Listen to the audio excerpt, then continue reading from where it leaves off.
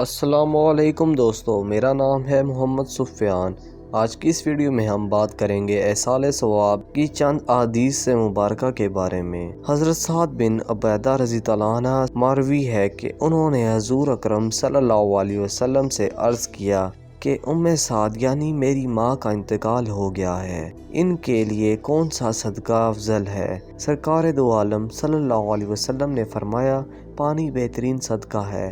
تو حضور اکرم صلی اللہ علیہ وسلم کے ارشاد کے مطابق حضرت سعد رضی اللہ عنہ نے کنواں کھدوا دیا اور کہا، یہ کنواں سعد کی ماں کے لیے ہے، یعنی اس کا ثواب ان کی روح کو ملے گا۔ ایک اور حدیث مبارکہ حضرت عائشہ رضی اللہ عنہ سے روایت ہے، ایک شخص آئے اور انہوں نے عرض کیا، یا رسول اللہ، میری ماں کا اچانک انتقال ہو گیا اور وہ کسی بات کی وصیت نہ کر سکی۔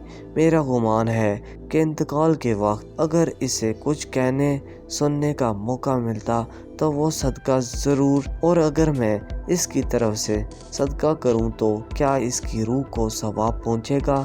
سرکار دو عالم صلی اللہ علیہ وسلم نے فرمایا، ہاں پہنچے گا۔ علامہ نووی رحمۃ اللہ علیہ اس حدیث شریف سے ثابت ہوا کہ اگر میت کی طرف سے صدقہ کیا جائے تو میت کو اس کا فائدہ و ثواب پہنچے گا۔ یعنی اس حدیث شریف سے ثابت ہوا ہے کہ اگر میت کی طرف سے صدقہ کیا جائے تو میت کو اس کا فائدہ و ثواب پہنچے گا۔ شکریہ۔